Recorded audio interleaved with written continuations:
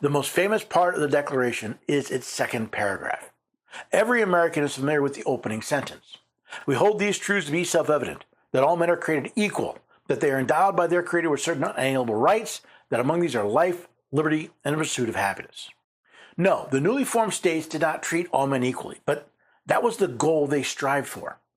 They often disagreed about what that meant, a disagreement continuing to this day, but it was the goal. The recognition of our equality, our unalienable rights, and most importantly, that those rights do not come from government, they come from God. That's not to say that government has no role in our rights. That to secure these rights, governments are instituted among men, deriving their just powers from the consent of the governed. We create governments to secure our rights. This is not only an important point, but one that seems lost to most Americans today. Governments are not there to protect you. They are there to secure your rights so you can protect yourself.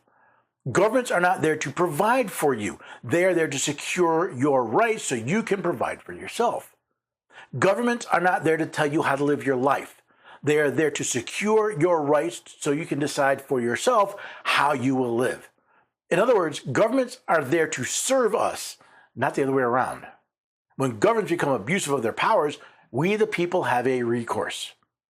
That whenever any form of government becomes destructive of these ends, it is the right of the people to alter or to abolish it, and to institute new government, laying its foundation on such principles and organizing its powers in such form as to them shall seem the most likely to affect their safety and happiness.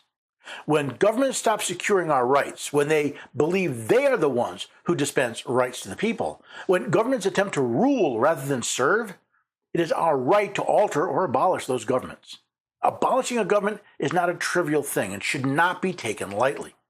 Prudence indeed will dictate that governments long established should not be changed for light and transient causes, and accordingly, all experience has shown that mankind are more disposed to suffer, while evils are sufferable, than to right themselves by abolishing the forms to which they are accustomed.